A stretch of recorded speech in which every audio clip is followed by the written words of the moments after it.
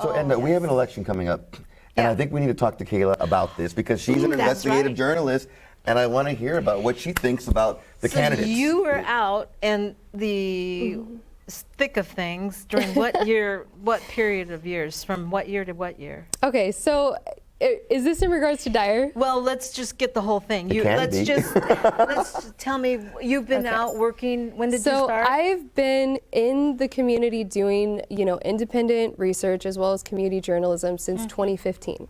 So it's been 5 years. So it's 5 years. Okay. So if we want to, go on the Dyer trail. Well, let's go on the Dyer trail real short. That's almost gone. Okay. So I'm going to try and break this down for you guys in like 5 minutes. We can do it. Less than 5 minutes. 2015 is the first time I interviewed Dyer. We had a conversation in regards to the Beware program. The Beware program was essentially collecting data on social media and spying on different activists, specifically anyone in the Black Lives Matter movement, because that's when this was like the hype and going on, right? So I sit down, I interview Dyer, we have a conversation. And he was open with me, he spoke with me, and that program ended up getting shut down, thankfully, by God. So many amazing, wonderful community activists that were against it, right? So then we go fast forward a few years till last year. This was the second time I interviewed Dyer. So I go, I'm engaging with him, right? So there's a community meeting. It was for community, it was trying to hold police accountable, right, in our community. So Dyer was there, a whole bunch of activists were sitting around this table, and it was a very heated, Dyer was bright red, right, the whole time. It was just uncomfortable to be in the room, right? Okay. And so we're going back and forth about safety and this and that, and it was this was a part of a statewide initiative to get community and police relations on better terms, right? Because it was huge issues going on with community and policing, right? Okay. So statewide initiative, Dyer agreed to 6 meetings. This was the 6th one. We're all in the room. It's heated. We're going back and forth. And, it gets to my turn where I ask a question, and I'm like, what is Fresno PD doing in regards to mental health? How do you address mental health within the community?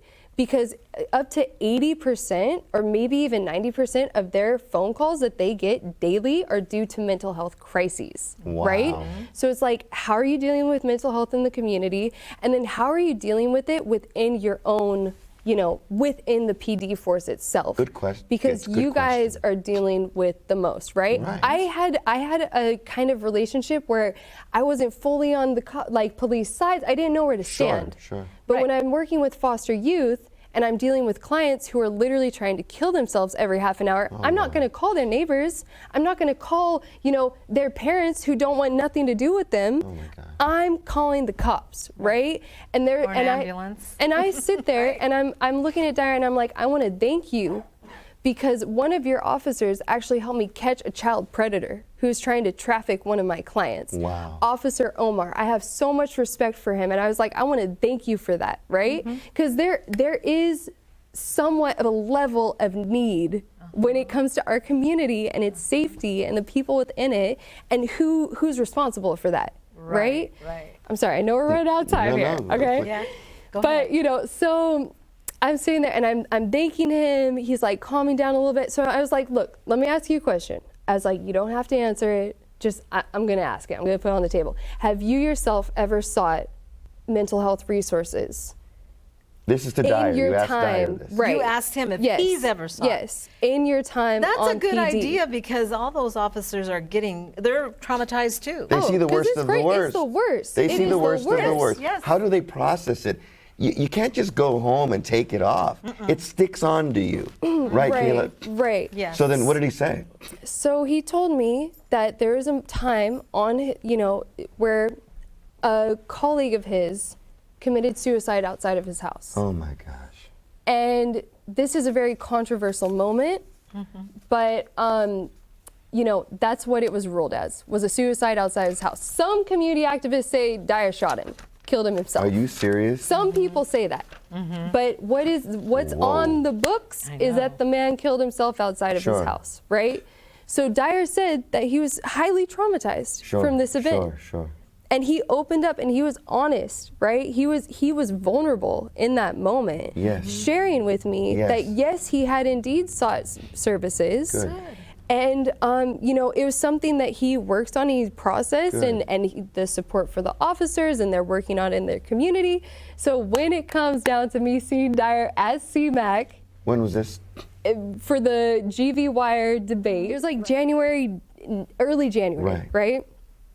So he comes out, and he we know each other. Okay. Right. We've had personal, like deep conversations about the city, about personal stuff. Right. You know, and he looks at me and he's just like, "Hey, good to see you." You know, and then and I'm like, "Yeah, good to see you, man. I'm just trying to get this interview, da da da, this and that." And the thing is Dyer, I feel like for this entire campaign, like it or not, you know, he came at this city and was like, "Yo, one Fresno. I'm gonna do this thing right in the middle of this entire city at what's the Manchester Mall." Right? He's like, let's have let's break it down. He was met with so much like pushback that this dude for the rest of his campaign has been in fight or flight mode. So that man ran out the back door of CMAC. He did not speak to me. And that's why we've seen him run on 4 other panels, right? He has not showed up for 4 separate occasions. Oh, it's been 4 times. 4. I thought it was just including my interview. My interview that I was supposed to get with him is 1 out of the 4. That this man, and I truly believe he's in that fight or flight mode. He's dealing with that trauma. And you know what? You know, it's sad. It's sad. And for me personally, I've reached out for him, and I still have, you know, it's an open offer. Sit down. Let's talk about what the community wants Right, but to know. you're going to ask him the Let's tough talk. questions, And I though. will. But I'm not going to come at him in a way that is disrespectful. Right, that's good. Right. I'm not going to come at him Right. in a way that's going to Right. ostracise him. Right. In a respectful, Right, let's have a conversation. what do you expect him to say when you Right. ask him questions like, tell us about that affair that you had when you were, you know, how did that affect maybe your judgment? And I mean, those are tough questions. It might be some R. Kelly situation. I don't know, man. I don't know, but I'm ready for it, bro. Like, let's have a conversation, Right? man. Honesty is Like, what we need in Fresno. That's it. That's That's it. That's what the community wants. Like, we want some Truth-sayers. honest conversations. That's it. And that's why we love you, Kayla, because you're not afraid to ask those deep, tough questions to get the truth. Yeah. And really